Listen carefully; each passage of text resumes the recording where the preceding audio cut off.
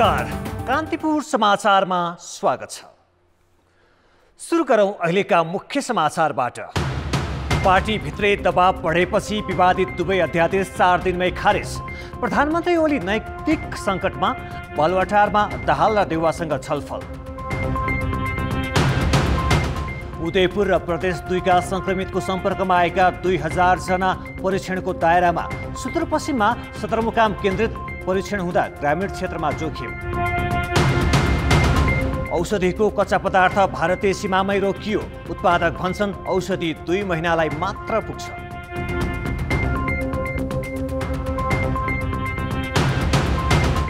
Corona सङ्कटले रोजगारी खुसिएकाको जीविका व्यवस्थापन सरकारलाई मुख्य चुनौती। विज्ञहरू भन्छन् ग्रामीण अर्थतन्त्रलाई गति दिने अवसर। र अफगानी सरकारको युद्धविराम प्रस्ताव तालिबानद्वारा अस्वीकार। शान्ति प्रक्रिया थप जटिल।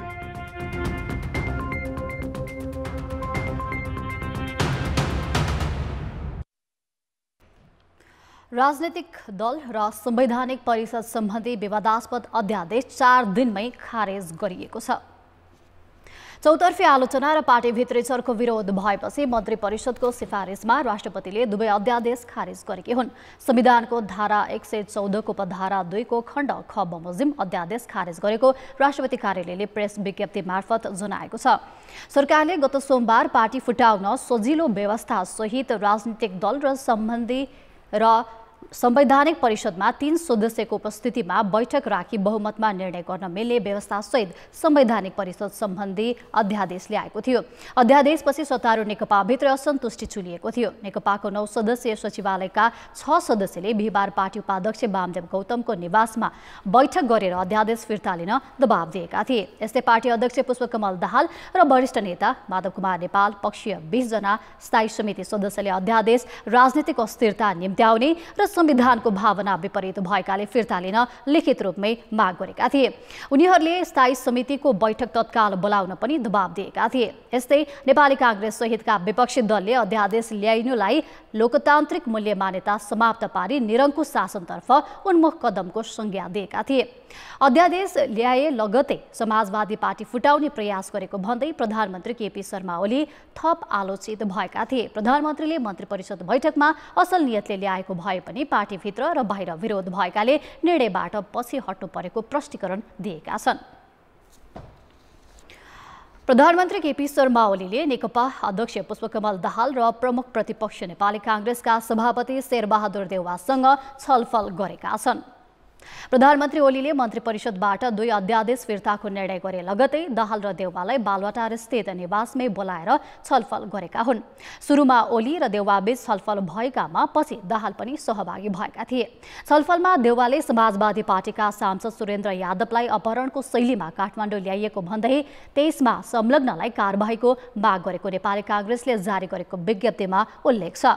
विज्ञप्ति अनुसार देउवाले अध्यादेश फिर्ता लिएर गल्ती सच्याएकोमा धन्यवाद दिँदै आइन्दा विवादास्पद निर्णय नगर्न प्रधानमन्त्रीसँग आग्रह गरेका थिए। त्यसपछि ओली र दाहालबीच अलग्गै छलफल भएको थियो। छलफल कोरोना भाइरसको संक्रमण रोकथामको काम प्रभावकारी बनाउने विषयमा केन्द्रित भएको बताइएको छ। 2/3 बहुमत नजिकको शक्तिशाली सरकारका प्रधानमन्त्री एकपछि अर्को गरी आफ्नै निर्णय कार्यान्वयन गर्न नसकी पछाडि हट्न बाध्य भएका छन्। शक्तिको दम्ब, स्वार्थ समूहको प्रभाव र पार्टीभित्रको गुटबन्दीका कारण बलशाली प्रधानमन्त्री आफैले गरेका निर्णय उल्टाउनु पर्ने अवस्थामा पुगेका हुन्। राजनीतिक दल र संवैधानिक परिषद सम्बन्धी अध्यादेश 4 दिनमै फिर्ता गर्न बाध्य हुनुले उनी नैतिक रूपमा पनि सङ्कटमा परेका छन्। पार्टीभित्र र बाहिरको दबावका कारण सोमबार जारी गरिएका दुवै विवादित अध्यादेश शुक्रबार खारेज गरिएको छ। प्रधानमन्त्री निर्णय फिर्ता लिन बाध्य भएको यो पछिल्लो उदाहरण हो। इतिहासकै बलशाली सरकारका प्रधानमन्त्री ओली पार्टी र सरकार दुवैमा कमजोर देखिएका उदाहरण धेरै छन्। गुठी विधेयक संसदबाटै फिर्ता लिन बाध्य भए। खास गरी काठमाडौँ उपत्यकामा गुठियारले विरोध प्रदर्शन गरेपछि विधेयक संसदबाटै फिर्ता लिनु परेको थियो। त्यस्तै सञ्चार माध्यमलाई कस्ने व्यवस्था ल्याएपछि चौतर्फी विरोध भएपछि मिडिया काउन्सिल विधेयक सच्याउनुको विकल्प सरकारसँग रहेन। राजधानी विधेयकमा त राष्ट्रिय सभालाई छलेर प्रतिनिधि सभाबाट सिधै प्रमाणीकरणका लागि पठाउँदा राष्ट्रपतिले नै फिर्ता गरिदिइन् र त्यसका कतिपय प्रावधान सच्याउनु पर्यो।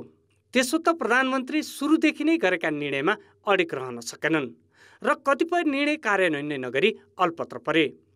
सार्वजनिक यातायातमा सिन्डिकेट तोड्ने र काम नगर्ने ठेकदारमाथि कारबाही गर्ने निर्णयबाट सरकार कर्मिक रूपमा पछि हट्यो। मलेसिया जाने कामदारको भिसा प्रक्रिया र स्वास्थ्य जाँचमा संलग्न कम्पनीमाथि ठगीको आरोप लगाएर 15 महिना रोजगारी रोकेको सरकारले पछि एकाएक त्यही प्रक्रिया र संस्थालाई जिम्मा लगायो। प्रमुख निर्वाचन आयुक्त नीलकण्ठ उप्रेतीलाई भारतको राजदूत बनाउने निर्णय 24 घण्टा पनि टिकेन। विवादका बीच दिगम्बर झालाई दूरसञ्चार प्राधिकरणको अध्यक्षमा पुनः नियुक्ति गर्ने निर्णय पनि धेरै टिक्न सकेन। बिमस्टेक सदस्य मुलुकका सेनाको संयुक्त अभ्यासमा नेपाली सेनालाई सहभागी गराउने र काठमाडौँमा आइफा अवार्ड गर्न दिने निर्णय पनि पार्टीभित्रको विरोधका कारण सरकारले फिर्ता लिएको थियो। त्यस्तै विदेशबाट चिनी आयातमा परिमाणात्मक बन्देज लगाउँदा उद्योगीले महँगी बढाएको र आफूलाई झुक्काएको अभिव्यक्ति प्रधानमन्त्रीले सार्वजनिक रूपमै दिए तर कसैलाई कारबाहीको हिम्मत गरेनन्, बरु त्यो नीति निरन्तर राखिरहे। एनजिओको क्षेत्रमा हुने भ्रष्टाचार रोक्न अनुगमन बढाउने र सदाचार नीति ल्याउने निर्णयमा पनि प्रधानमन्त्री धेरै समय टिक्न सकेनन्। प्रधानमन्त्री कार्यालयबाटै मस्यौदा तुहाइयो। नेपाल वायु सेवा निगमको वाइडबडी जहाज खरिद काण्डमा छानबिनका लागि जाँचबुझ आयोग गठन गर्ने निर्णय पनि कार्यान्वयन गरिएन। सुन तस्करीको काण्ड छानबिन हुँदाहुँदै बिचैमा रोकियो। अमेरिकासँगको एमसिसी सम्झौता संसदबाट कार्यान्वयन गराउने विषय प्रधानमन्त्रीको मुख्य प्राथमिकतामा थियो, तर पार्टीभित्रकै विरोधका कारण त्यो संसदमा पेशै हुन सकेन। त्यसो त सभामुख आफू अनुकूलका नेतालाई बनाउने चाहनामा पनि प्रधानमन्त्रीलाई ठेस लाग्यो। पार्टी उपाध्यक्ष वामदेव गौतमलाई राष्ट्रिय सभाको सदस्य बनाउने सचिवालय बैठकको निर्णय पनि प्रधानमन्त्रीको चाहना विपरीतको थियो। भारतबाट आयातित तरकारी विषादी परीक्षण गर्ने निर्णयको प्रभावकारी कार्यान्वयन नहुँदा पनि सरकार विवादमा पर्यो। आफ्नो सचिवालयका सबै सदस्य हटाएर नयाँ ल्याउने प्रधानमन्त्रीको प्रयास गुटभित्रकै दबावमा असफल भयो र पुरानैलाई जिम्मेवारी दिए भने मन्त्री परिषद पुनर्गठनमा पनि उनले सौदा गर्नु पर्यो। कोरोना महामारीमा चाहिने अत्यावश्यक स्वास्थ्य सामग्री खरिदमा गुणस्तर र पारदर्शिताको प्रश्न उठेपछि बिना प्रतिस्पर्धा ठेकेदारसँग गरिएको सम्झौता रद्द गर्न पनि सरकार बाध्य भयो। पार्टीभित्र आफ्नो चाहना विपरीतका निर्णय र सरकारले गरेका निर्णय एकपछि अर्को गरी फिर्ता लिनुपर्ने स्थितिले प्रधानमन्त्रीको निर्णय प्रक्रिया र कार्यान्वयन क्षमता दुवैमा प्रश्न उठाइदिएको छ। कान्तिपुर समाचारका लागि दशरथ राई र दीपक आचार्य, काठमाडौँ। अध्यादेश फिर्ता लिन लगाउने र प्रधानमन्त्री केपी शर्मा ओलीलाई क्रमशः गलाउँदै लैजाने रणनीति बनाउन अर्का अध्यक्ष पुष्पकमल दाहाल लगायत असन्तुष्ट नेताहरूको भैँसे पार्टी भेलामा नेकपाका महासचिव विष्णु पौडेल पनि थिए। ओली शक्तिमा आएदेखि नै उनी निकट रहेर धेरै कुराको चाँजो पाँजो मिलाउँदै आएका पौडेलले के ओली कमजोर हुन थालेको सङ्केत पाएर टाढिन थालेका हुन् त? सरकारले अध्यादेश ल्याएपछिको सचिवालय बैठकसम्म प्रधानमन्त्रीको पक्षमा उभिएका पौडेल अचानक बिहिबार पार्टी उपाध्यक्ष वामदेव गौतमको भैँसेपाटी स्थित निवासमा भएको ओली विरोधी खेमाको बैठकमा सहभागी मात्र भएनन्। अध्यादेश फिर्ता लिन दबाब दिने निर्णयमा सहमति समेत जनाए। तत्कालीन एमालेका अध्यक्ष भएदेखि नै ओलीका विश्वासपात्र रहँदै आएका पौडेल अहिले तिनै ओली कठिन मोडमा पुगेको विश्लेषण भइरहेका बेला साथ छोड्ने सङ्केत देखिन थालेका छन्। नेकपाभित्र शक्ति केन्द्रको वरिपरि रमाउने छवि बनाएका पौडेलकै कारण ओलीले सबैभन्दा बढी आलोचना सहनु परेको थियो। खास गरी बालुवाटारको सरकारी जग्गा हिनामिना प्रकरणमा उनको नाम मोछिँदा पनि ओलीले पौडेललाई निरन्तर अवसर दिइरहेका थिए। पार्टी एकीकरण हुँदा वरिष्ठ नेताहरूलाई पाखा लगाउँदै ओलीले नै पौडेललाई महासचिव बनाएका थिए। अझ अघिल्लो कार्यकालमा अर्थमन्त्री र त्यसअघि जलस्रोत मन्त्री बन्ने अवसर पनि ओलीकै फेर समाएर पाएका थिए। तर अहिले शक्तिको तुलो अर्कोतिर झुकेको देखेर हो या अरू कुनै कारण पौडेलले ओलीबाट टाढिएको सङ्केत गरेका छन्। सरकार सञ्चालनमा एकपछि अर्को विवाद खेपेको, पार्टीभित्र र बाहिर विरोध बढेका बेला पौडेलले पार्टीभित्रको विपक्षी खेमासँग हात मिलाएका हुन्। नेकपाकै कतिपय नेताहरू भने महासचिव पौडेलको अवसर र शक्ति केन्द्रको वरिपरि रमाउने पुरानै शैली भएको भन्दै यस घटनालाई उनी भविष्यमुखी भएको सङ्केतका रूपमा अर्थ्याउँछन्। त्यसो त यसअघि प्रधानमन्त्री युरोप भ्रमणमा रहेका बेला यिनै असन्तुष्ट नेताहरूको भेला गराउन उनको पनि भूमिकाबारे ओली वृत्तान्तमा त्यतिबेलै चर्चा भएको थियो। त्यसपछि पनि कतिपय प्रकरणमा दुई अध्यक्षबीच दूरी बढाउन दोहोरो भूमिका खेलेको आरोप छ। वामदेव गौतमलाई राष्ट्रिय सभामा मनोनयन गर्नुपर्ने र युवराज खतिवडालाई अर्थमन्त्रीमा दोहोर्याउन नहुने भन्दै पार्टी सचिवालयबाट दबाब दिँदा पनि पौडेल ओलीको विपक्षमा उभिएका थिए। त्यतिखेर प्रधानमन्त्री ओलीले वामदेवलाई सिफारिस त गरेनन् नै, खतिवडालाई अर्थमन्त्रीमा दोहोर्याइ छाडे। कतिपयको भनाइमा ओली सरकारमा पुनः अर्थमन्त्री बन्ने चाहना पूरा नभएको र बालुवाटारको जग्गा छानबिन गरेर आफूलाई विवादमा पारेको भन्दै पौडेल ओलीसँग असन्तुष्ट थिए। अहिले पार्टीभित्र दाहालदेखि माधव नेपाल, झलनाथ खनाल, वामदेव गौतम र नारायण काजी श्रेष्ठ एक ठाउँमा उभिँदा यही खेमा आगामी दिनमा हावी हुने देखेको हुन सक्ने नेकपाकै नेताहरूको भनाइ छ। कान्तिपुर समाचारका लागि डिपी उपाध्याय, काठमाडौँ। अध्यादेश जारी गरेको 4 दिनमै विवादित दुवै अध्यादेश फिर्ता लिन बाध्य भएको छ। बलशाली भनिएको सरकार किन 4 दिनमै पछि हट्न बाध्य भयो त? यो प्रश्न हाम्रा सहकर्मी डिपी उपाध्यायले राजनैतिक विश्लेषक हरि रोकासँग सोधेका छन्। सम्भवतः चौतर्फी आलोचना भइसकेपछि सरकारलाई लाग्यो अब मतलब यो चाहिँ नि पचाउन सकिने खालको होइन रहेछ भन्ने लाग्यो होला, त्यसैले उहाँले फिर्ता लिनुभयो। पार्टीभित्रको दबाब, पार्टी बाहिरको दबाब, कुन दबाबले बढी काम गर्यो यसमा? यो त सबैको दबाब परे जस्तो लाग्छ मलाई चाहिँ। पार्टीहरू को मात्रै होइन, आम सार्वजनिक तवरमा जे जस्ता घटनाहरू अहिले यो 2 दिनमा भए, घटनाहरू घटिसकेपछि खास गरेर सांसद अपहरणको कुरा चाहिँ सार्वजनिक भएर आएपछि चाहिँ तपाईँको चाहिँ नि उहाँलाई दबाब ठेक्न गाह्रो भयो। कतिपय मानिसहरू यो घटनाक्रमलाई सबै हेर्ने हो भने 48 सालपछिको पुनरावृत्ति भन्थे। त्यति बेलाका घटनाक्रमलाई पनि तपाईँले राम्ररी हेर्नुभएको छ। दाँच्न मिल्छ यी 4 दिन भएका घटनाक्रम र 48 सालपछि भएका यस्तै प्रकृतिका घटनाहरूलाई? हजुर, अलिअलि चाहिँ दाँच्न मिल्छ। तर यो नयाँ परिवेशमा, नयाँ खालको समयमा र यो तपाईँको चाहिँ नि राष्ट्रको सङ्क्रमणको हिसाबले यतिखेर तपाईँको चाहिँ नि सबभन्दा धेरै संसारभरि नै ठुलो महामारी फैलिराखेको बेला त्यो अघिल्लो तुलनामा यो चाहिँ तपाईँको अझ अमानवीय र अझ तपाईँको चाहिँ नि क्रुएल, अझ तपाईँको मुलुकप्रति व्यभिचार थप्ने खालकै देखिन्छ। यो अध्यादेश जारी गर्नुका पछाडि तपाईँको बुझाइमा प्रधानमन्त्री के सन्देश दिन खोजिरहनु भएको थियो राजनीतिमा र आफू के शिक्षा पाउनुभयो फिर्ता हुन बाध्य भएपछि? उहाँले तपाईँको चाहिँ नि आफूलाई नै हेरेर गर्नुभएको जस्तो लाग्छ। किन भन्दाखेरि उहाँको सरकार लगभग तपाईँको यो 2.5 वर्ष व्यतीत गर्दै गर्दा एकदमै असफल भएर गएको थियो। यो नर्मलै पोजिसनमा पनि असफल भएको थियो।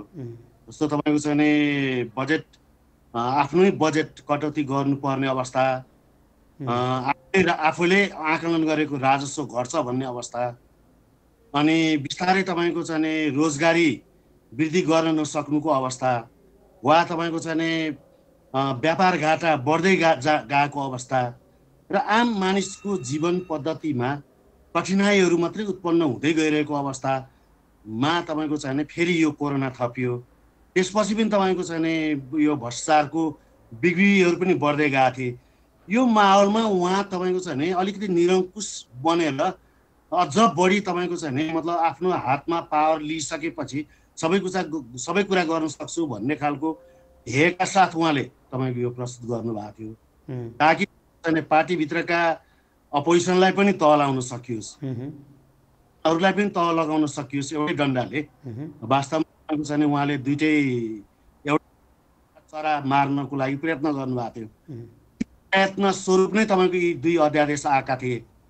तर अहिले तपाईँको चाहिँ आम जनताले तपाईँको यो बारेमा जसरी आम जनता तपाईँको चाहिँ बेखुसी भए, पार्टीहरूले धेरै कुराहरू अगाडि नै तपाईँको चाहिँ मतलब प्रश्न चिन्ह उठाए, नागरिक समाजका प्रबुद्धहरूले धेरै कुराहरू उठाइसकेपछि उहाँले फिर्ता लिन बाध्य भयो जस्तो लाग्छ मलाई। यो प्रकरणमा प्रधानमन्त्रीले राजनीतिक रूपमा के गुमाउनु भयो, नैतिक रूपमा के गुमाउनु भयो र उहाँको पार्टीलाई चाहिँ कति क्षति भयो? नैतिक रूपमा त अब नैतिकता हुने हो भने त अहिले अब यो बारेमा अलिकति पछाडि कुराकानी गरौँ। तर अहिले तपाईँको चाहिँ नेकपा भन्ने जुन पार्टी जसको तपाईँको चाहिँ अहिले सत्ता छ, जसलाई आम जनताले तपाईँको मत दिएका थिए, जसले तपाईँको सोसियो इकोनोमिक ट्रान्सफर्मेसन अर्थात् आर्थिक सामाजिक रूपान्तरणको पक्ष पोषण गर्थे, जसले समाजवाद उन्मुखता वा समाजवादको सही व्याख्या गरेर आम जनताको पक्षमा काम गर्छ भन्ने मानसिकता थियो, त्यसलाई तपाईँको चाहिँ उहाँले धुलिसात पार्नुभयो। अब यस हिसाबले तपाईँको चाहिँ पार्टीको आम भोटर्स तहमा, मतदाता तहमा वा शुभेच्छुक र तपाईँको चाहिँ मतलब पार्टीलाई सहयोग गरिराखेका मान्छेहरूको मनमा सबैभन्दा ठुलो वितृष्णा उत्पन्न गराउनु भयो र मुलुकमा तपाईँको चाहिँ संसदीय पद्धति मार्फत पनि समाजवादमा पुग्न सकिन्छ भन्ने जुन आम विश्वास थियो, त्यो विश्वासमाथि पनि उहाँले कुठाराघात गर्नुभयो। यो हिसाब किताबले त तपाईँको चाहिँ पार्टीलाई भयङ्कर ठुलो क्षति भएको अनुमान लगाउन सकिन्छ। तपाईँले नैतिक रूपमा पछि कुरा गरौँला भन्नुभयो, प्रधानमन्त्रीले कुनै अरू नैतिक जिम्मेवारी पनि लिनुपर्ने स्थिति हुन्छ यस्तोमा? हजुर, मैले उहाँले खास गरेर उहाँ तपाईँको यो संसद अपहरण काण्ड जुन भयो, सुरेन्द्र यादवलाई तपाईँको चाहिँ जुन किसिमबाट यो लकडाउनको अवस्थामा सारा मान्छे लकडाउन भएको बेलामा सरकार आफूले मात्रै तपाईँको चाहिँ सरकार आफैले मात्रै भनेको सरकारको पदमा रहेका कार्यकारीले मात्रै तपाईँको चाहिँ सबै कामहरू गर्ने भनेको बेलामा दुईजना सांसद र त्यसपछि आएर तपाईँको पूर्व आइजिपीलाई पठाएर तपाईँको चाहिँ जुन खालको शैलीमा तपाईँको चाहिँ डाक्टर सुरेन्द्र यादव, माननीय डाक्टर सुरेन्द्र यादवलाई यहाँसम्म ल्याउने र होटलमा राख्ने खालको जुन काम भयो, त्यो बिचमा जुन खालका अभिव्यक्तिहरू आए र प्रधानमन्त्रीले तपाईँको चाहिँ मतलब बिचमा फोन गर्नुभयो भन्ने खालका कुराहरू पनि आछन्। यस्तो खालको कुराकानीहरू हुँदाखेरि अब त ठुलो नैतिकताको प्रश्न त उहाँसँग आयो, किनभने उहाँ अपहरणसँगको अब यो काण्ड नै भन्नु पर्यो, अपहरण काण्डसँग तपाईँको चाहिँ जोडिनु भयो। अब यो हो कि होइन भन्ने खालको कुरा गर्नको लागि त तपाईँको चाहिँ एउटा ठुलै अब मतलब यो त सांसदकै कुरा पनि आयो नि, सांसद अपहरणको हुँदाखेरि तपाईँको चाहिँ उहाँले नैतिकताको कुरा गर्ने हो भने राजीनामा दिएर तपाईँको चाहिँ छानबिनका लागि, संसदीय छानबिनको लागि वा तपाईँको उच्च स्तरीय छानबिनका लागि तपाईँको मार्ग प्रशस्त गर्न जरुरी छ। उहाँ प्रधानमन्त्री भएर त तपाईँको चाहिँ मतलब उहाँले यो गर्नुभएको हो कि भन्ने कुरा पत्ता लगाउन त सकिँदैन नि। त्यसको अर्थ यी दुवै घटनाक्रमले आगामी दिनमा सरकार सञ्चालनका निम्ति अब उहाँलाई कति सहज छ पार्टीभित्रको बाहिरको समर्थन लिन, स्वयं मन्त्रीहरूलाई कुनै निर्देशन दिन उहाँ कति अब सहज ठाउँमा पुग्नुभयो वा निकै असहज अवस्थामा पुग्नुभयो? मेरो विचारमा त तपाईँको चाहिँ जस्तो उहाँले प्रमुख प्रतिपक्षलाई पन्छाउनका लागि उहाँले तपाईँको चाहिँ जुन पहिलो अध्यादेश तपाईँको राजनीतिक दल सम्बन्धी अध्यादेश भनेर जुन अध्यादेश आयो 2076 को दोस्रो संशोधन भनेर तपाईँको यो मतलब यसले तपाईँको चाहिँ प्रमुख प्रतिपक्षी दलको नेता संवैधानिक निर्णय गर्नको लागि वञ्चित गराउने हिसाबले ल्याइसकेपछि प्रमुख प्रतिपक्षसँग त उहाँको सम्बन्ध त त्यसै पनि नरहने भयो। सङ्घीय संसदमा उपस्थित भएको भनेको अहिले अब राजपा र तपाईँको चाहिँ सङ्घीय समाजवादी फोरम जुन दुईटा अब मिलेर बनेका पार्टी छन्, अब उनीहरूलाई त विभाजनै गर्नको लागि यो अध्यादेश ल्याएको भनेपछि रहेका अरू दुईटा दलहरूसँग पनि उहाँले तपाईँको पानी बाराबारको अवस्था भयो। ठुलो महामारी, यत्रो ठुलो सङ्कट, यत्रो ठुलो राजकीय मात्रै होइन, यो राज्यको मात्रै होइन, संसारभरि सङ्कट आइरहँदाखेरिको अवस्थामा उहाँले तपाईँको चाहिँ मतलब संसदमा रहेका अरू दलहरूसँग, अन्य दलहरूसँग कुनै पनि खालको कुराकानी गर्न सक्ने अवस्था नहुँदाखेरि पनि उहाँ अब तपाईँको कुन नैतिकताको आधारमा, कुन बलमा अब सम्बन्ध नै कसरी राख्नुहुन्छ अरू पार्टीहरूसँग, प्रमुख प्रतिपक्षसँग कसरी गर्नुहुन्छ? स्वयं आफ्नो पार्टीभित्र अब उहाँको पोजिसन के हुन्छ? मेरो विचारमा तपाईँको चाहिँ नि त्यो सङ्कट आयो अब नेकपाभित्र पनि। त्यो सङ्कट किन आयो भन्दाखेरि तपाईँको चाहिँ नि पार्टीलाई बाइपास गरेर उहाँले तपाईँको निकैवटा कार्यक्रमहरू गर्नुभयो। जस्तो तपाईँको चाहिँ लकडाउन गर्नुभन्दा अगाडि राष्ट्रपतिलाई जुन भाषण गर्न लाउनुभयो, त्यो भाषण गर्न लगाउँदाखेरि पनि तपाईँको पार्टीलाई बाइपास गर्नुभयो। दोस्रो पटक आफैले तपाईँको चाहिँ नि भाषण गर्नुभयो राष्ट्रका नाममा सन्देश। राष्ट्रका नाममा सन्देश दिएपछि मात्रै तपाईँको चाहिँ नि उहाँले सचिवालयको बैठक बस्नुभयो।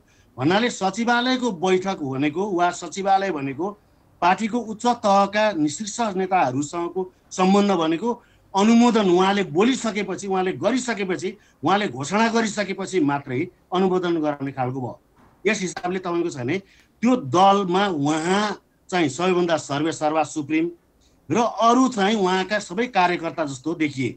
यो हिसाबले तपाईँको सामूहिक नेतृत्वको कुरा, सामूहिक छलफलको कुरा, सामूहिक बहसको कुराको अन्त्य भयो। यो हिसाबले तपाईँको छ भने अब त तपाईँको नेकपाभित्र यदि साँच्चै राजनीतिक सोच, राजनीतिक संस्कृति हुर्काउनुपर्छ, राजनीतिक रूपबाट सहज वातावरण तयार गर्नुपर्छ भन्ने सोच्ने हो भने तपाईँको नयाँ सिराबाट सोच्नुपर्ने हुन्छ। त्यही भएर पनि होला 20 जना तपाईँको चाहिँ मतलब भन्न खोज्नु भएको उहाँ अब पार्टीभित्र पनि सहज अवस्थामा हुनुहुन्न भन्ने हो तपाईँको कुरा? मलाई लाग्छ तपाईँको चाहिँ अब उहाँको स्थिति डामाडोलै हुन्छ होला। किन भन्दाखेरि उहाँले तपाईँको चाहिँ नि मतलब उहाँले उत्तर दिन सक्ने अब कुनै पनि ठाउँहरू छैन। ब्रेकपछि पुनः स्वागत छ। नेपालमा कोरोना भाइरस संक्रमितको संख्या 49 पुगेको छ। बीपी कोइराला स्वास्थ्य विज्ञान प्रतिष्ठानमा गरिएको नमुना परीक्षणबाट आज झापाका 62 वर्षीय पुरुषमा संक्रमण पुष्टि भएको छ। सरकारले कोरोना भाइरसबाट संक्रमितको संख्या बढेपछि उनीहरूसँग सम्पर्क भएकाहरूको खोजी र परीक्षणका लागि स्वास्थ्य कर्मीको अलग्गै समूह परिचालन गर्ने निर्णय गरेको छ। जनस्वास्थ्य अधिकृतको नेतृत्वमा स्थानीय तहमा एउटा समूहमा 3 जनाका दरले स्वास्थ्य कर्मी खटाउने निर्णय गरेको स्वास्थ्य मन्त्रालयले जनाएको छ।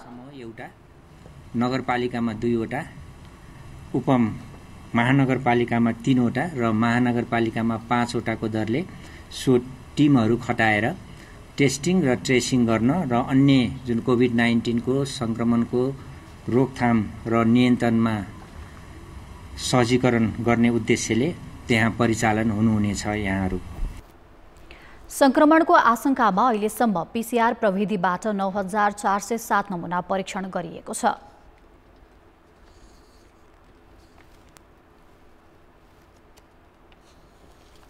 कोरोना संक्रमित भोजपुरको हतुवागढी गाउँपालिकाका युवा उदयपुर, सुनसरी र भोजपुरका विभिन्न ठाउँ घुमेको खुलेको छ। सुनसरीका विभिन्न ठाउँमा 8 दिनसम्म घुमेर ससुराली घर उदयपुरको महिना-महिनी पुगेका कोरोना संक्रमित ती युवकको यात्रा विवरणका आधारमा सम्पर्क पहिचान सुरु गरी 3वटै जिल्लामा सतर्कता अपनाइएको छ। बीपी कोइराला स्वास्थ्य विज्ञान प्रतिष्ठानको प्रयोगशालामा कोरोना भाइरसको संक्रमण पुष्टि भएका ती युवा गत फागुन 30 गते हिमालयन एयरलाइन्सको उडान मार्फत साउदीबाट काठमाडौँ उत्रिएका थिए। सोही दिन उनी रात्रि बस चढेर सुनसरीको झुम्का आए। त्यहाँबाट उनी श्रीमतीलाई भेट्न चतरा पुगे। त्यसपछि श्रीमतीसँग सार्वजनिक बस चढेर धरान पुगेर उनीहरू 8 दिनसम्म धरान, इटरी र झुम्का, चतरा आउजाउ गरेका थिए। त्यहाँबाट उनी मोटरसाइकलमा हतौगढी पुगेका हुन्। 40 दिनभन्दा अगाडि चाहिँ यो साउदी अरबबाट आएको मान्छे, त्यसपछि आएर चाहिँ काठमाडौँबाट इटेरी, अनि इटेरी हुँदै चतरा हुँदै चाहिँ हतौगढी गाउँपालिका अन्तर्गत चाहिँ हुमताङमा चाहिँ आएको देखिन्छ।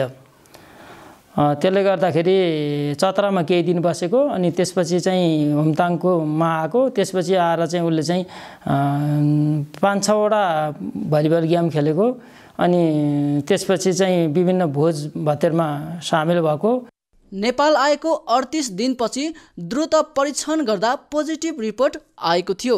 उनको द्रुत परीक्षणमा पोजिटिभ रिपोर्ट आएपछि पुनः स्वाब परीक्षणका लागि पठाइएको र त्यसको 2 दिनपछि धरान स्थित बीपी कोइराला स्वास्थ्य विज्ञान प्रतिष्ठानमा ल्याइएको थियो। ती युवकमा कसरी कोरोना भाइरसको संक्रमण भयो भन्ने विषयमा अनुसन्धान भइरहेको छ।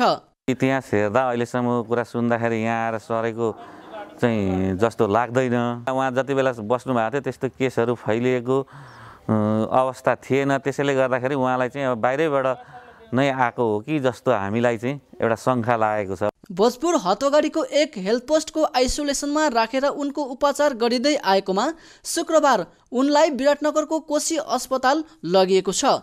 उनको स्वास्थ्य अवस्था सामान्य छ। गाउँमा उनी विभिन्न स्थानमा भलिबल खेल्न र बजार डुल्न गइरहेको खुलेकोले स्थानीयवासीमा संक्रमणको त्रास बढेको छ। कान्तिपुर समाचारका लागि अर्जुन बस्नेत, भोजपुर। कोरोना भाइरसको संक्रमण परीक्षणको लागि उदयपुर र प्रदेश 2 का जिल्लामा सरकारले केन्द्रबाट अलग्गै टोली खटाएको छ। नेपाली सेनासहित 3वटै सुरक्षा निकाय र स्वास्थ्य मन्त्रालयका स्वास्थ्यकर्मी 1900 भन्दा बढी नमुना सङ्कलन गर्ने गरी खटिएका हुन्। उदयपुरमै धेरै संक्रमित भेटिएकाले सरकारले यस जिल्लालाई सबैभन्दा जोखिमको सूचीमा राखेर जनशक्ति परिचालन गरेको छ। बिहिबार स्वास्थ्य सामग्रीको अभावमा जान नपाएको सेनासहितको टोलीले शुक्रबार जोखिम क्षेत्रमा पुगेर काम थालेको छ। उदयपुरको भुल्के, फतेपुर, जलजले, गाईघाट लगायतका क्षेत्रमा नमुना सङ्कलन गरिँदैछ। यस क्षेत्रबाट मात्रै 420 जनाको परीक्षण गर्ने तयारी छ। यसअघि संक्रमण देखिएकाहरूसँग सम्पर्कमा आएका आधारमा ती क्षेत्रबाट नमुना सङ्कलन गर्ने व्यक्तिको पहिचान भइसकेको हो। भारत, युनाइटेड अरब इमिरेट्स र कतारबाट आएका संक्रमितको यात्राका आधारमा नमुना सङ्कलन गर्न लागि हो। त्यस्तै प्रदेश 2 का 8 जिल्लामा संक्रमितसँग सम्पर्कमा आएका 1519 जनाको पहिचान गरिएको छ। 26 स्थानबाट 3 दिनमा ती सबैको नमुना सङ्कलन गर्ने योजना बनाइएको छ।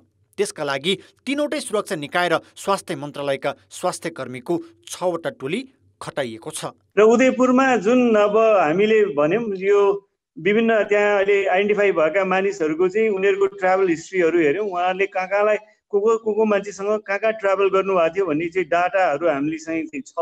1 गते चैत 1 गतेदेखिको मुभमेन्टहरू ट्रेस गर्दै हामीले चाहिँ आइडेन्टिफाई गरेर अबको अवस्थामा हामीलाई यो वास्तविकता थाहा पाउनको लागि चाहिँ थप 420 वटा चाहिँ हामीले गर्न के अरे यो स्वाब कलेक्सन गर्नुपर्छ भन्ने किसिमको चाहिँ आइडेन्टिफाई भएर अहिले त्यसको लागि चाहिँ त्यही अनुसार योजना भइरहेको छ। प्रदेश 2 मा धार्मिक स्थलमा जम्मा भएकाहरू र चैत 1 गते यता विदेशबाट आएका 60 भन्दा बढी व्यक्तिसँग सम्पर्क भएकाहरूको नमुना सङ्कलन गरिनेछ। अधिकांश नमुना काठमाडौँ ल्याएर परीक्षण गरिनेछ। सङ्कलित नमुनामा संक्रमण देखिए अहिले पहिचान गरिएका 26 स्थानलाई सिल गर्ने तयारी छ। कुनै पनि स्थानमा विदेशबाट फर्केका 60 जना भन्दा बढी संख्यामा चाहिँ मानिसहरू त्यहाँ त्यो स्थान विशेषमा हुनुहुन्छ भने त्यसलाई चाहिँ हामीले हट जोन भनेर राखेर त्यसलाई चाहिँ उहाँहरूको संसर्गमा को आयो, उहाँहरूको सम्पर्कमा को मान्छेहरू रह्यो भनेर हामीले त्यो एरिया सेकेन्डली चुज गर्ने एउटा मुख्य आधार एउटा त्यो हो। र थर्डमा चाहिँ जुन एरियामा चाहिँ संक्रमणको लक्षणहरू देखेको छ र त्यो एरियामा चाहिँ भनरेबल पपुलेसन भने वृद्ध उमेरका चाहिँ व्यक्तिहरू हुनुहुन्छ भने त्यसमा चाहिँ कति संख्यामा त्यस्ता मान्छेहरू हुनुहुन्छ भन्ने हिसाबमा आइडेन्टिफाई गरेर त्यो साइट सेलेक्सन गरिएको छ। संक्रमण फैलिए नफैलिएको पत्ता लगाउने एक मात्र विधि परीक्षण नै हो। त्यसैले लकडाउनलाई परीक्षण बढाउने अवसरको रूपमा प्रयोग गर्नुको विकल्प छैन। कान्तिपुर समाचारका लागि क्यामेरामा विनोद कोजुका साथमा रमेश धमला, काठमाडौँ।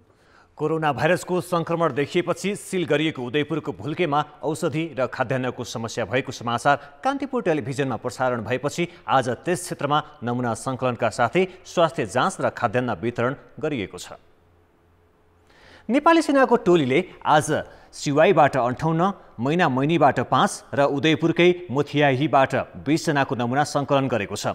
यसै गरी जिल्ला अस्पताल उदयपुरका 26 जना स्वास्थ्यकर्मीको पनि नमुना सङ्कलन गरिएको छ। सिल गरिएको भुल्केमा मुस्लिम समुदायका 5 जना गर्भवती र 13 जना सुत्केरी छन्। गर्भवती महिला, बालबालिका र वृद्धमा ठेउला, टाउको दुख्ने, पेट दुख्ने, झाडा पखाला लगायतका समस्या देखिएपछि जिल्ला स्वास्थ्य कार्यालयले स्वास्थ्य जाँच गरेको हो। त्यहाँ 125 जनाको जाँच गरिएको जिल्ला स्वास्थ्य कार्यालय उदयपुरका प्रमुख मोहन प्रताप सुवेदीले जानकारी दिए। सिल गरिएका क्षेत्रका 53 घरलाई त्रियुगा नगरपालिकाले खाद्यान्न वितरण गरेको छ। कोरोना भाइरस संक्रमणको उच्च जोखिम क्षेत्र मानिएको सुदूरपश्चिममा परीक्षणका क्रममा गम्भीर लापरवाही गरेको पाइएको छ। भारतबाट ठूलो संख्यामा आएका व्यक्ति अधिकांश दुर्गम क्षेत्रमा भए पनि नमुना संकलन भने जिल्ला सदरमुकाम र गाउँपालिकाका केन्द्रमा मात्रै गरिएको छ। यसमा पनि भारतबाट आएका मध्ये न्यून संख्यामा मात्र परीक्षण भएको छ। स्थानीय तह र स्वयंसेवक परिचालन गरी झण्डै 1.5 लाखको नमुना परीक्षण गर्ने भनिए पनि सुदूरपश्चिममा बिहिबारसम्म 2644 को मात्रै पीसीआरमा र 9,500 को आरडीटी किटबाट परीक्षण भएको छ। सुदूरपश्चिम प्रदेशमा भारतबाट आएका अधिकांश मानिस दुर्गम क्षेत्रमा छन्। भारत लगायत अन्य देशबाट आएका गरी झण्डै 1.5 लाखको नमुना परीक्षण गर्ने बताइए पनि अहिलेसम्म तथ्याङ्क नै सङ्कलन हुन सकेको छैन। हालसम्म भएको नमुना सङ्कलन पनि भारतबाट आएका थोरैको मात्रै भएको छ।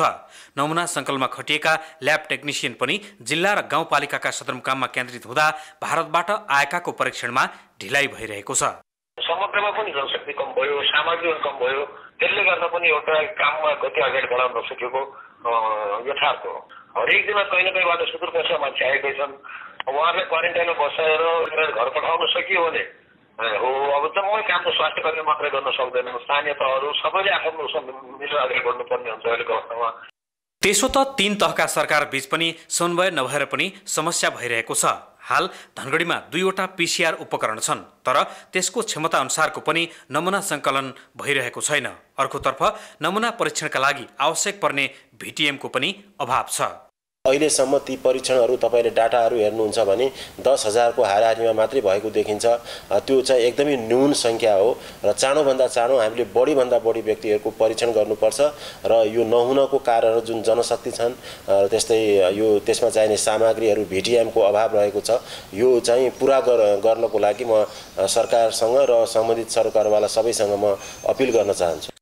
सुदूरपश्चिम प्रदेशमा भारतबाट आएका अधिकांश मानिस दुर्गम क्षेत्रका गाउँमा सिधै गएका छन्। उनीहरू क्वारेन्टिनमा नबसी घरमै परिवारसँग बसेका छन्। लामो समय बितिसक्दा पनि उनीहरूको अझै परीक्षण हुन सकेको छैन। कान्तिपुर समाचारका लागि क्यामेरामा सुदीप थापाका साथमा टेकराज जोशी, धनगढी, कैलाली। महामारीका बेला सबैभन्दा अत्यावश्यक वस्तु हो औषधि, तर लकडाउनले यही औषधि उत्पादनको काम समेत रोकिएको छ। केहीले आंशिक रूपमा उद्योग चलाए पनि अधिकांश उद्योग ठप्प छन्। औषधि बनाउन कच्चा पदार्थ र रसायन चाहिन्छ। भारत हुँदै आउने सामान केही भारतीय बजार, केही ट्रान्सपोर्ट र केही सीमा क्षेत्रमा रोकिएका छन्, जसको प्रभाव मुलुकभरका औषधि उद्योग सञ्चालनमा देखिएको छ। लकडाउन जारी रहे पनि सरकारले अत्यावश्यक वस्तुका रूपमा औषधि उद्योगहरू निर्बाध रूपमा सञ्चालन गर्न आग्रह गरेको छ। तर औषधि उत्पादन गर्न आवश्यक पर्ने कच्चा पदार्थ र रसायन भारतबाट वा भारतीय बाटो भएर मात्रै ल्याउनु पर्छ। ती कसरी ल्याउने सहजीकरण गरेको छैन। न त उत्पादित औषधि कसरी बजारसम्म लैजाने र त्यसको रकम कसरी सुनिश्चितता गर्ने बाटो देखाइदिएको छ। यसले गर्दा औषधि उत्पादकहरू नियमित उद्योग चलाउन र औषधि उत्पादन गर्न हच्किएका छन्। रिटेलर र पैसा आएर स्टकिस्टले पाएपछि बल्ल आउने पैसा पाउने हो। अहिले त्यो पैसा पाउने स्थिति हामी छैनौँ। अहिले कसरी चाहिँ माल पुर्याउने भन्ने, कसरी गर्ने भन्ने मात्रै हाम्रो कुरा भइरहेछ। अब यसले गर्दा के छ भन्दाखेरि हाम्रो चाहिँ पैसा आउने ठाउँ भएन भने अब स्टाफलाई स्यालेरी कहाँ दिने भन्ने कुरा पनि आउँछ। अहिले बजारमा आयुर्वेदिक औषधिको माग शून्य छ।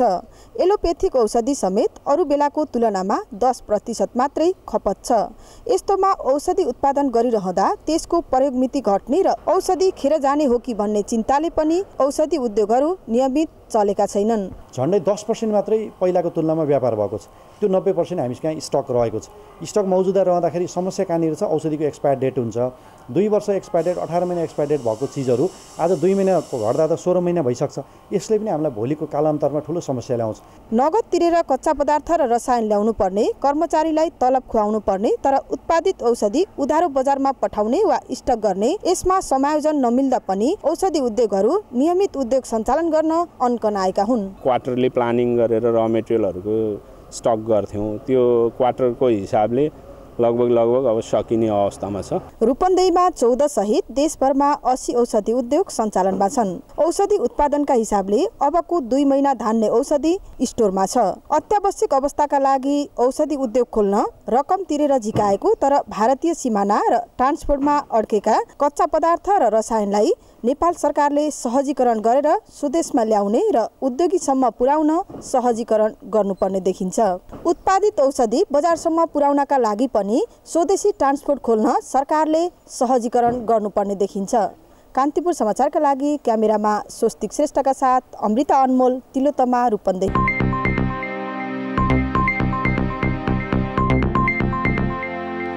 कोरोना भाइरसको संक्रमण रोकथामको लागि गरिएको लकडाउनका कारण रोजगारी गुमेको भन्दै अहिले गाउँ फर्कनेको लर्को छ। रोजगारीको लागि भारत, मलेसिया र खाडी मुलुक गएका मध्ये 2 लाखभन्दा बढी 1 महिना पहिले नै गाउँ फर्किसकेका छन्। एकातिर खेतीयोग्य जमिन बाँझो रहेको र अर्कोतिर लकडाउनका कारण ढुवानी प्रभावित भएकाले गाउँमै खाद्यान्न अभाव हुने त होइन भन्ने प्रश्न उब्जिएको छ। कृषि तथा पशुपन्छी विकास मन्त्रालयका अनुसार अहिले कर्णाली र सुदूरपश्चिम प्रदेशका करिब 30 जिल्ला खाद्य असुरक्षित छन्। त्यहाँ उत्पादन हुने कृषि उपजले 6 महिनाभन्दा बढी माग धान्दैन। रोजगारीका लागि सहर र विदेश गएकाहरू यतिखेर गाउँ फर्किरहेकाले त्यहाँको खाद्यान्नको माग झनै बढेको छ। कृषि मन्त्रालयले भोकमरी हुन सक्ने जोखिम औलाउँदै 2 साता अघि नै उत्पादन बढाउने रणनीतिसहित काम गर्न स्थानीय तहलाई पत्राचार गरिसकेको छ। भोकमरी हुन सक्ने जोखिम भए पनि काम गर्ने उमेरको श्रमशक्ति गाउँ फर्किएकाले स्थानीय तहहरूका लागि यो कृषि उत्पादन बढाउने अवसर समेत हो। अहिलेको पोलिसी र प्रोग्रामहरूमा त्यसलाई रिभ्यू गरेर रिफाइन गरेर हामीले आफ्नै सेल्फ रिलायन्ट एग्रिकल्चर कसरी बनाउने, हाम्रो आफ्नै कम्पारेटिभ एडभान्टेज भएको, हाम्रो आफ्नै जैविक विविधता, हाम्रो आफ्नै भौगोलिक विविधतामा आधारित कृषि प्रणालीलाई प्रमोसन गर्ने र त्यो किसिमको लोकल लेभलमा एग्रिकल्चर डेभलपमेन्ट प्लानिङ गरेर कृषिलाई एउटा चलायमान र आत्मनिर्भर बनाउने भन्ने खाले नीतिगत रूपमा हामीले र कार्यक्रमको रूपमा पनि जानुपर्ने देखिन्छ। नेपालमा अहिले कुल खेतीयोग्य जमिनको 26% क्षेत्र बाँझै छ। वार्षिक 1 करोड 5 लाख टन खाद्यान्न उत्पादन हुने गरेको सरकारी तथ्याङ्क छ। यसले 80% माग धाने पनि वार्षिक 1 खर्ब रुपियाँ बराबरको कृषिजन्य वस्तु विदेशबाट आयात गर्ने गरिएको छ। महामारीका कारण विदेशबाट सहज रूपमा र सुपथ मूल्यमा आयात गर्न पनि नसकिने भएकाले स्वदेशमै उत्पादन बढाउन सके मात्र खाद्य सङ्कट टर्न सक्छ।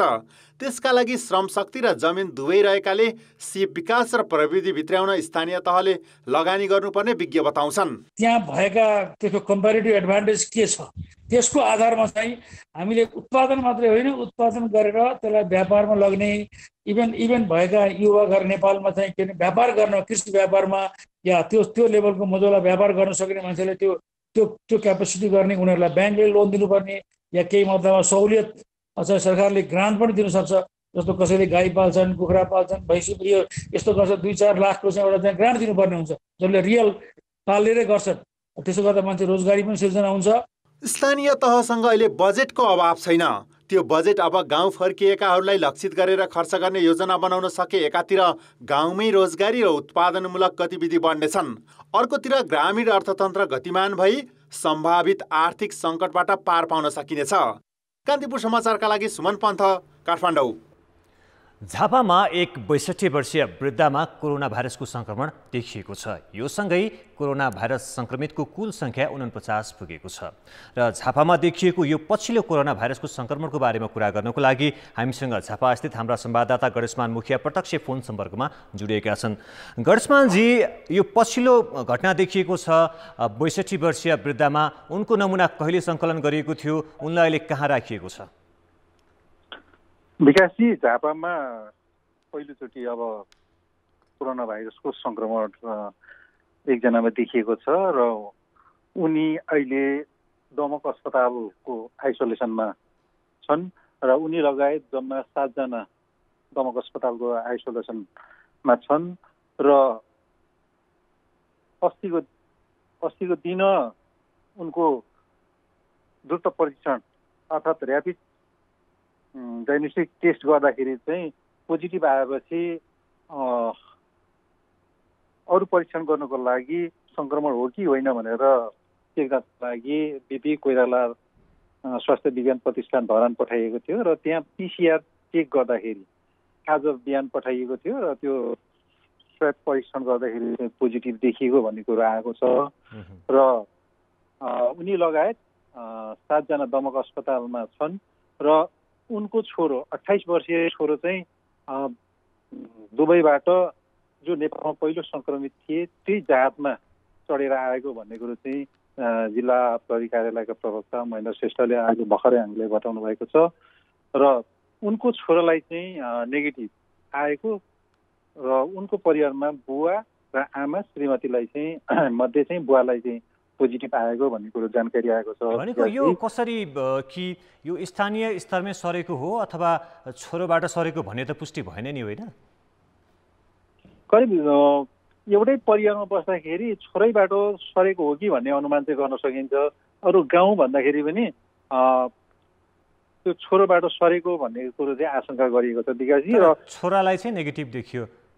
पिसिआर परिवारका अरू सदस्य र ती वृद्धको सम्पर्कमा आएका अरू व्यक्तिहरूको पनि नमुना सङ्कलन सुरु भइसक्यो। उनीहरू सम्पर्कमा भएको मानिसहरू 7 जना थिए। उनीहरूको सबैको पिसिआर चेक जाँचको लागि धरान पठाइएको थियो र एकजनामा चाहिँ प्लस आयो। अब भोलि त्यो निश्चित एरिया सिलबन्दी गरेर अरूको पनि सम्पर्कमा आउनेहरूको चाहिँ चेक गर्ने भनेर चाहिँ अहिले कोरोना भाइरस नियन्त्रण रोकथाम नगर समन्वय समितिको चाहिँ बैठक बसिरहेको भन्ने कुरो जानकारी आएको छ। धन्यवाद। उनी थिए झापा स्थित हाम्रा संवाददाता गणेशमान मुखिया।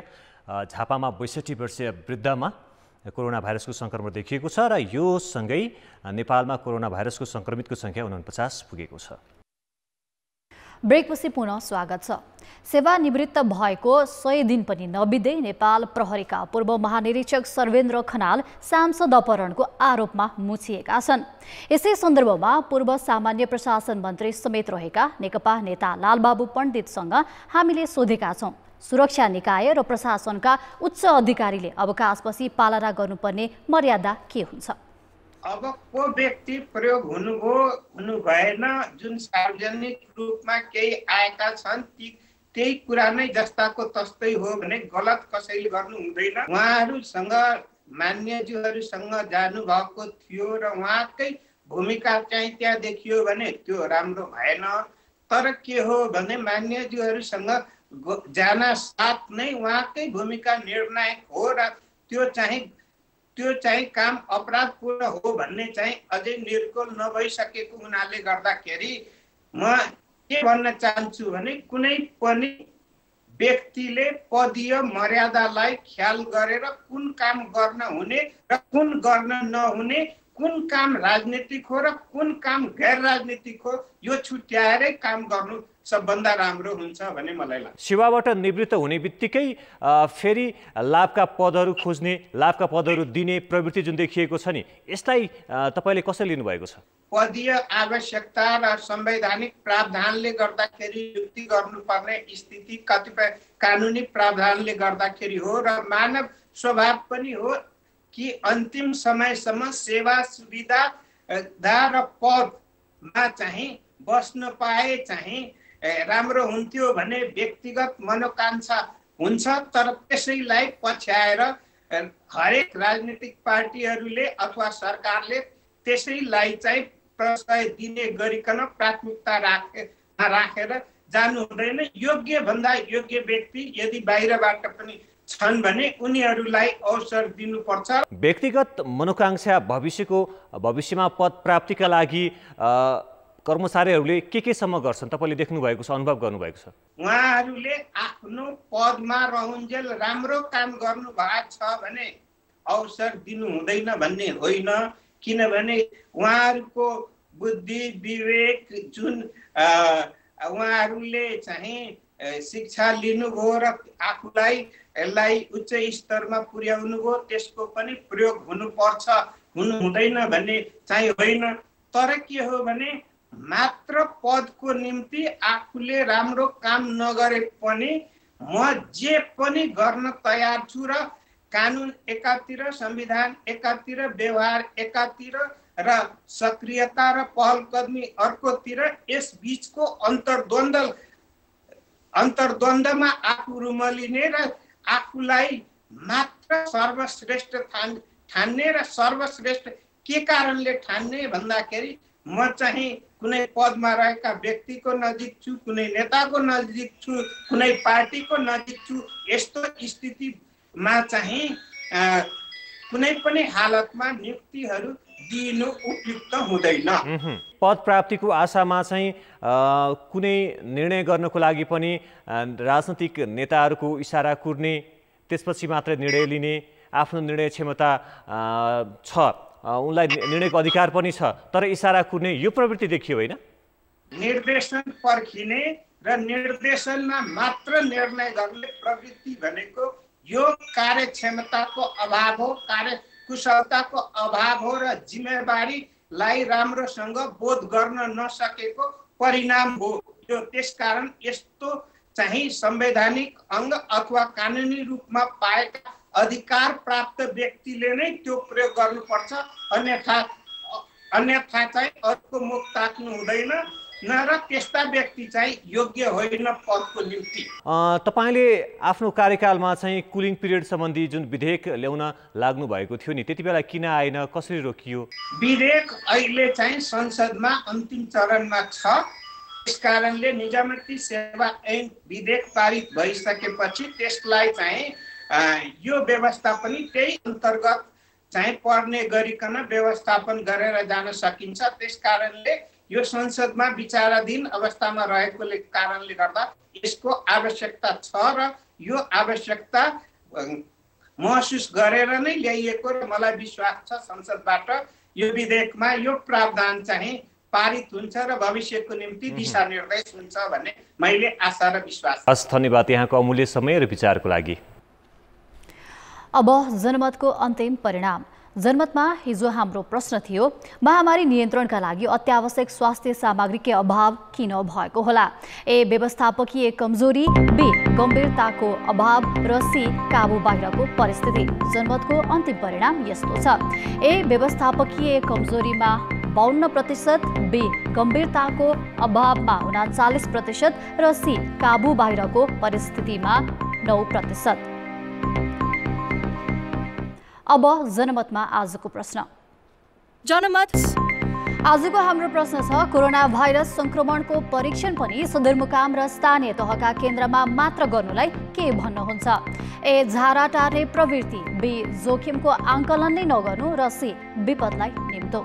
जनमतको अन्तिम परिणाम भोलि साँझ 8 बजेको कान्तिपुर समाचारमा प्रसारण गर्नेछौँ। कृपया 34001 मा SMS गरी आफ्नो मत व्यक्त गर्नुहोला।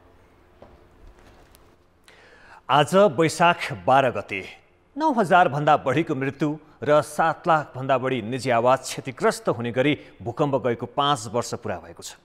2072 वैशाख 12 मा गएको भूकम्पले क्षतिग्रस्त निजी आवास, सार्वजनिक भवन र सम्पदाको पुनर्निर्माण भने अझै सकिएको छैन। भक्तपुरको दरबार क्षेत्रसँगै रहेको खौमाका घरमा अझै पनि टेको लगाइएको छ। घर पुनर्निर्माण गरिएको छैन। विकल्प हुनेहरू अन्यन्त्रै बस्छन्, तर विकल्प नहुनेहरू टेको लगाइएको घरभित्र जोखिम मोलेर बस्नु परेको छ।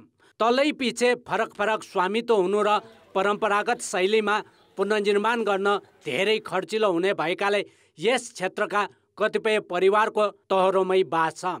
अगाडिदेखि तपाईँको यो चोकहरू 2-3 चोकहरू छन्, यसमा पनि धेरै धक्का परेको छ अथवा सबै ठाउँमा चिराहरू परेका छन्, कुनै ठाउँमा भड्केकोहरू छन् होइन।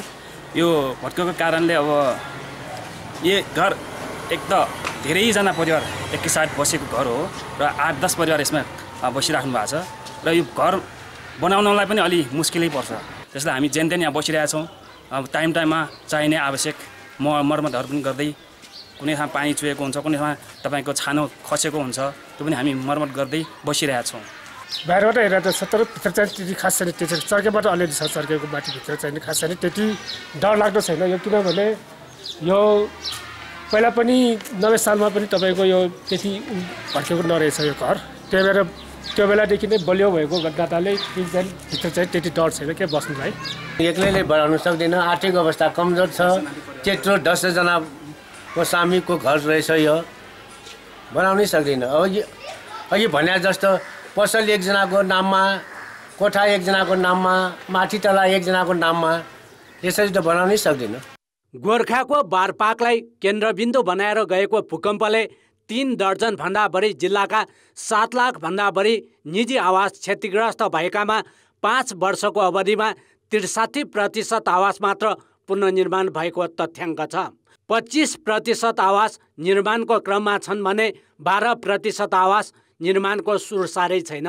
यस्तै सार्वजनिक भवन र सम्पदाको पुनर्निर्माण पनि सुस्त छ। 920 सम्पदा मध्ये 44% तथा 7553 विद्यालयमध्ये 74% को पुनर्निर्माण सकिएको सरकारी तथ्याङ्क छ। यस्तै क्षतिग्रस्त स्वास्थ्य संस्थाका 45% भवन पनि बन्न बाँकी छन्। सरकारले 5 वर्षभित्र पुनर्निर्माणको काम सक्ने भनेर प्राधिकरण गठन गरेकामा उसको काम प्रभावकारी नभएको उदाहरण रानीपोखरीको यो हालतले प्रश्न पार्छ। हामीले गर्न नसकेको काम चाहिँ यो तल्लो वर्गको लागि अहिले हामीले गुजरातको मोडेल अपनायौँ। घरको लागि सरकारले पैसा दिने, प्राविधिक सहयोग दिने, जनताले आफै घर बनाउने भएको हुनाले घरको सङ्ख्या अहिले 4.5 लाख जति भएको छ। तर पनि अहिले पनि तल्लो वर्ग, गरिब वर्ग, एकल महिला, अपाङ्गता भएका मान्छेहरू, त्यस्तो निर्धनहरूले चाहिँ घर बनाउन अझै पनि समस्या परिरहेको छ भने हामीले एकीकृत बस्ती बनाउन सकेनौँ एउटा। अर्को यो खुला ठाउँको पनि हामीले व्यवस्था गर्न सकेनौँ। अर्को आर्थिक पुनर्निर्माण चाहिँ हुन सकेन, जसरी भौतिक पुनर्निर्माणमा मात्रै फोकस भयो। यी कुराहरू समग्रमा हामीले यो गएको 5 वर्षको भूकम्पमा नेपालले गर्न सकेको कुरा र गर्न नसकेको कुरा यसरी एउटामा समेट्दाखेरि यसरी भन्न सकिन्छ।